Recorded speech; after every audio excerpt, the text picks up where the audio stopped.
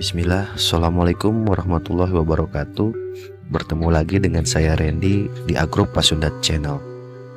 Di video kali ini, izinkan saya memperkenalkan jenis, siklus hidup, dan manfaat cacing tanah, khususnya cacing Lumbricus rubellus. Lumbricus rubellus adalah salah satu jenis cacing tanah yang termasuk ke dalam kelompok hewan avertebrata, dikarenakan tidak memiliki tulang belakang dan hidup di dalam tanah yang lembab juga gembur. Cacing tanah sendiri memiliki puluhan famili, bahkan ratusan spesies yang berbeda. Tapi di sini kami hanya membaginya menjadi dua jenis karakter. Yang pertama, cacing earth mover. Ciri-cirinya memiliki tekstur tubuh yang lebih liat dan keras. Biasanya hidup hingga 2 meter di bawah permukaan tanah dan selalu menyendiri. Contohnya seperti cacing kalung, cacing kebo, cacing sonari, dan lain sebagainya. Dan yang kedua adalah jenis cacing komposter dengan ciri-ciri memiliki tekstur tubuh yang lebih lunak dan biasanya hidup pada bahan-bahan organik yang membusuk pada kedalaman maksimal 30 cm dari permukaan tanah, serta biasanya berkelompok. Contohnya seperti Lumbricus rubellus, cacing tiger, cacing Afrika atau ANC, dan lain sebagainya.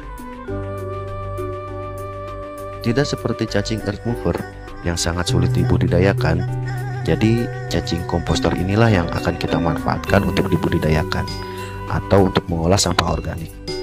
Tapi di video ini saya hanya akan membahas cacing Lumbricus rubellus. Ciri khas cacing Lumbricus rubellus yaitu mempunyai warna coklat kemerahan pada tubuhnya, bergerak lebih lambat daripada cacing biasanya. Apabila sudah matang atau dewasa, cacing ini mempunyai panjang badan sekitar 7-9 cm, bentuk pipih, dan mempunyai ekor tumpul berwarna kuning. Maka sering juga disebut cacing ekor kuning. Lumbricus rubellus akan mulai matang secara seksual saat kitolum terbentuk dengan sempurna di usia 10-55 minggu, tergantung kondisi lingkungannya. Pertumbuhan cacing tanah akan melambat secara berat tubuh setelah melewati tahap ini. Dalam keadaan yang ideal, sepasang cacing Lumbricus dewasa dapat berkembang biak hingga menghasilkan 1.500 ekor cacing dalam 1 tahun. Populasi cacing tanah mengalami peningkatan hingga 100 ekor setiap 4-6 bulan. Tetapi cacing Lumbricus akan membatasi perkembangbiakan mereka agar sesuai dengan makanan yang tersedia dan ukuran tempat hidup mereka. Lumbricus dewasa dapat kawin kira-kira sekali dalam setiap 10 hari.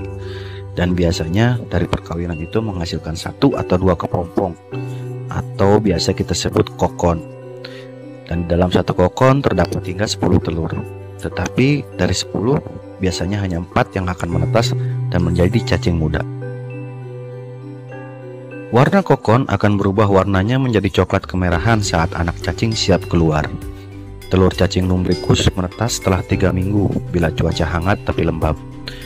Namun pada saat cuaca dingin, penetasan bisa mencapai 3 bulan. Anak cacing tanah yang baru menetas berukuran sekitar 1,2 cm dan belum memiliki organ reproduksi. Warnanya keputihan dengan semburat merah muda terlihat di pembuluh darah mereka. Menurut penelitian, cacing Lumbricus bisa hidup sampai 7 tahun, bahkan lebih.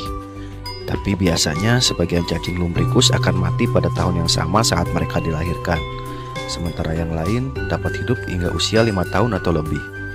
Ciri cacing tua biasanya ditandai dengan ekor agak pipih dan warna kuning pada ekor sudah mencapai punggung. Bila cacing tanah masih produktif, warna kuning masih ada di ujung ekornya. Cacing memiliki peran penting dalam meningkatkan ketersediaan unsur hara untuk membentuk lapisan tanah yang bernutrisi. Mereka melakukannya dengan memakan sisa-sisa tanaman seperti akar yang mati, daun yang rontok, rumput, dan kompos. Hal ini memungkinkan tanah yang banyak dihuni cacing tanah memiliki struktur lebih gembur, serta kualitas yang lebih subur dan produktif. Selain itu, kotoran cacing tanah atau kascing sangat kaya akan unsur hara. Aktivitas cacing tanah mampu meningkatkan ketersediaan unsur hara, nitrogen, fosfor, dan kalium di dalam tanah, di mana unsur-unsur tersebut merupakan unsur pokok bagi tanaman. Selain itu, ada manfaat cacing tanah lainnya yang berhubungan langsung dengan kesehatan tubuh manusia. Cacing Lumbricus rubellus memiliki kadar protein sekitar 76%. Kadar tersebut lebih tinggi daripada kadar protein daging mamalia seperti sapi yang sekitar 50% dan dibanding protein ikan sekitar 60%. Lumbricus rubellus mengandung lebih dari 40 jenis protein dan 13 asam amino. Protein yang dimiliki cacing berbeda dengan manusia dalam urusan fungsi perlindungan tubuh dari mikrobakteria. Sistem kekebalan tubuh kita sering disebut antibiotik, namun pada cacing tanah ini disebut antimikroba. Perbedaannya, mekanisme antimikroba cacing tanah mampu untuk membunuh mikroba tersebut tanpa merusak jaringan tubuh. Sistem kekebalan tubuh cacing membuat sitoplasma sel bakteri terkapar dengan kondisi luar dan mengganggu sistem internal sel bakteri tersebut, sehingga menyebabkan kematian bakteri dari dalam.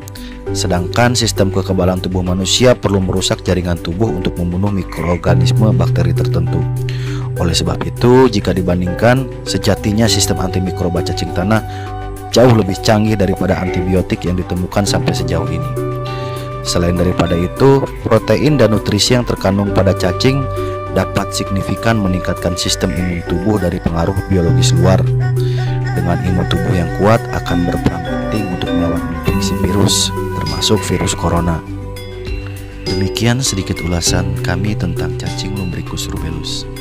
Apabila dirasa bermanfaat, silahkan bagikan video ini, like aja kalau suka, dislike aja kalau nggak suka. Apabila ada pertanyaan atau masukan, silahkan tulis di kolom komentar atau bisa langsung WA kami. Apabila ada kesempatan, insya Allah secepatnya saya jawab. Terima kasih, sampai bertemu kembali. Wassalamualaikum warahmatullahi wabarakatuh.